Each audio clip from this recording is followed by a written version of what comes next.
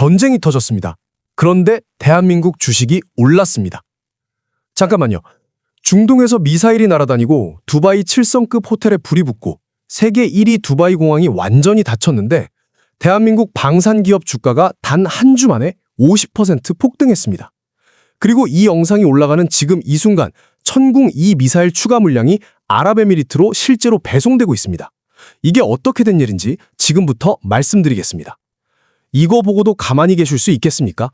자랑스러우시다면 지금 바로 좋아요로 화력을 보여주세요. 압도적 실력, 독보적 시선, 초격차입니다. 2026년 2월 28일 밤, 미국과 이스라엘이 이란을 선제 공습했습니다. 핵시설, 미사일 기지, 군 수뇌분. 이란 최고 지도자 하메네이가 이 공습으로 사망했고 트럼프는 직접 이렇게 썼습니다. 역사상 가장 사악한 인물 중 하나가 죽었다. 이란은 즉각 보복에 나섰습니다.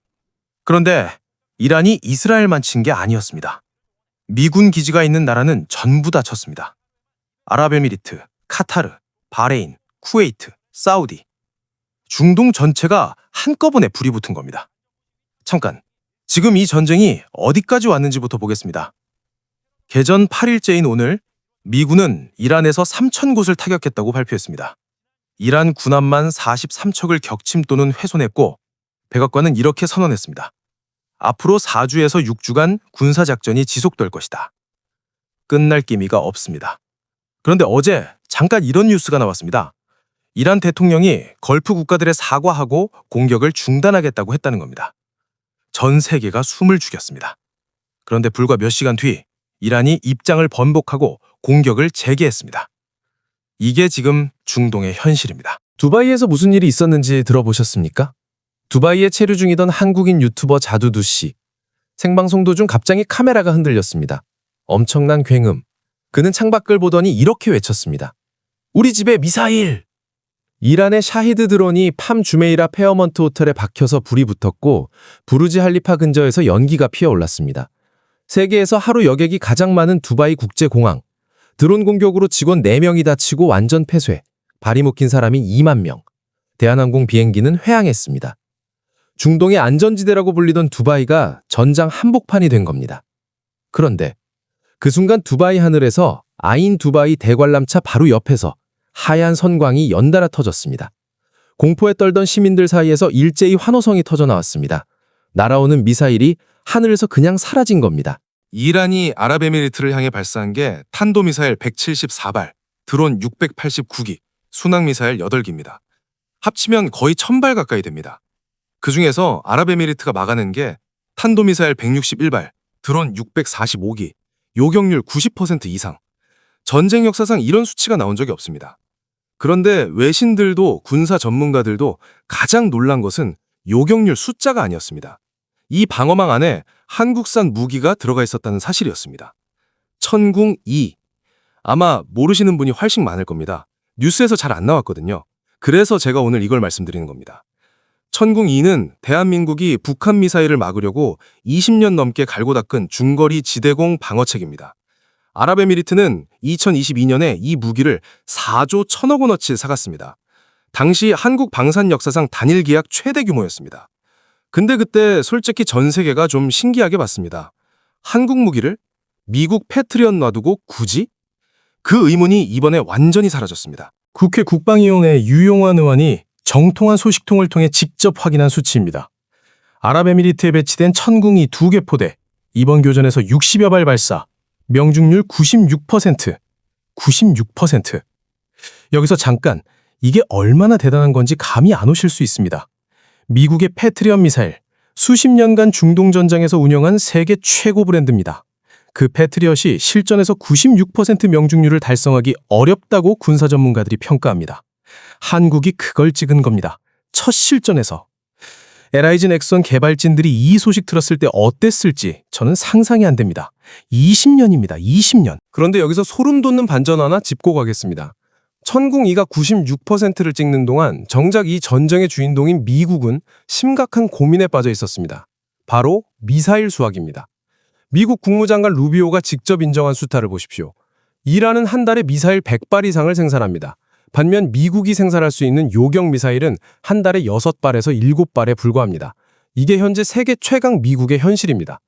이란에 들어온 한 대 제조 원가 2만에서 5만 달러, 미국의 패트리엇 요격 미사일 한 발 가격 300만 달러, 사드 한 발은 1,500만 달러. 3천만 원짜리 드론을 잡으려고 44억 원짜리 미사일을 쏘는 겁니다. 영국 더타임스는 이 상황을 이렇게 표현했습니다. 플라스틱 표적에 금으로 만든 총알을 발사하는 셈. 트럼프는 무기가 충분하다고 큰 소리 쳤지만 패트리엇 생산량은 2030년에나 연간 2,000발로 늘어날 계획이고 사드는 지금 주문해도 2027년에나 받을 수 있습니다. 이게 바로 미국이 이 전쟁을 빨리 끝내야 하는 진짜 이유입니다.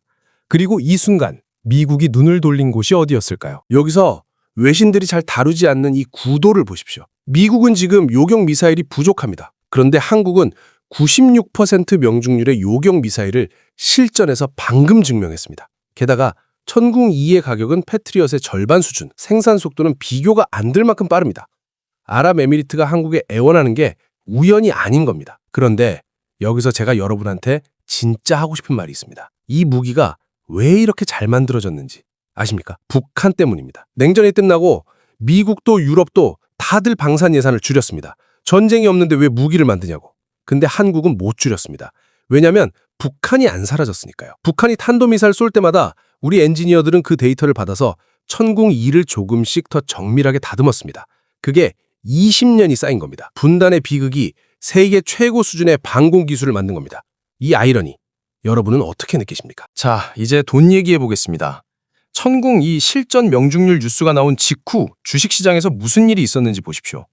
LIG 넥스원 한 주 만에 49.9% 폭등, 한화시스템 한 주 만에 32.7% 급등, 방산 레버리지 ETF 단 하루에 29.69%. 이게 단순한 테마주 반응이 아닙니다. LIG 넥스원의 현재 수주 잔고 26조 2천억 원, 연간 매출의 6배. 지금 당장 중동전쟁이 끝나도 앞으로 몇 년치 일이 이미 다 잡혀 있다는 겁니다. 한화 에어로스페이스의 지난해 영업이익 3조 345억 원, 사상 최대. 증권가가 올해 전망치로 내놓은 숫자는 4조 5천억 원입니다. K방산 4대 기업 합산 수주 잔고는 100조 원을 넘어섰습니다. 작년 대비 426% 증가. 반도체로 먹고 살던 나라가 이제 무기로도 세계를 먹여 살리기 시작한 겁니다. 그리고 이제 한 가지 더. 미국이 미사일 재고 고갈을 걱정하면서 주한미군 방공 전력을 중동으로 끌어다 쓸 가능성이 군 안팎에서 거론되고 있습니다. 실제로 미국은 지난해 6월에도 주한미군 패트리엇 포대 일부를 중동으로 보냈다가 4달 뒤에야 돌려보낸 전례가 있습니다. 이번엔 패트리엇뿐 아니라 사드, 에이테크음스까지 검토 대상으로 언급됩니다. 잠깐, 이 말이 무슨 뜻인지 아십니까?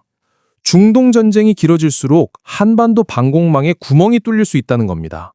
그 구멍을 누가 메워야 합니까? 바로 천궁2입니다.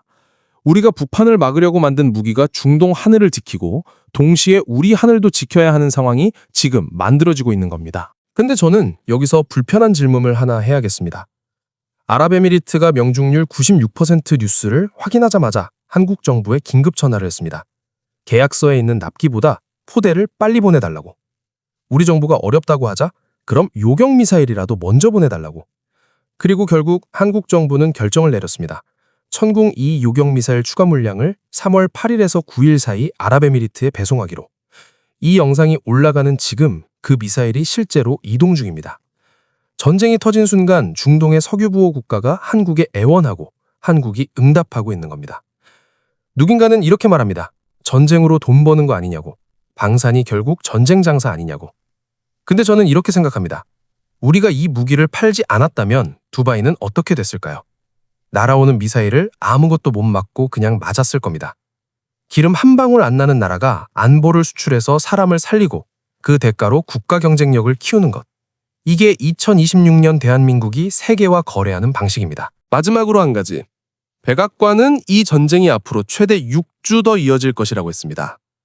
6주 동안 중동 하늘에는 계속 미사일이 날아다닐 겁니다. 그 말은 천궁이가 앞으로 6주 동안 더 실전 데이터를 쌓는다는 뜻입니다. 그리고 전쟁이 끝난 뒤 전 세계 국방부 장관들이 이 데이터를 들고 한국을 찾아올 겁니다. 다음 수출 후보 LSM, 중동뿐만 아니라 유럽도 이미 눈독 들이고 있습니다. 지금 이 순간에도 북한은 미사일을 개발하고 있고 우리 엔지니어들은 그걸 막을 무기를 다듬고 있습니다. 그 무기가 또 중동 하늘에서 불을 뿜을 겁니다. 그게 바로 넘볼 수 없는 차이, 초격차의 본질입니다. 댓글로 딱 하나만 대답해 주십시오. 천궁이가 이렇게 잘 만들어진 게 북한 덕분이라는 거. 자랑스럽습니까? 씁쓸합니까? 지금까지 넘볼 수 없는 차이를 만드는 격, 초격차였습니다. 감사합니다.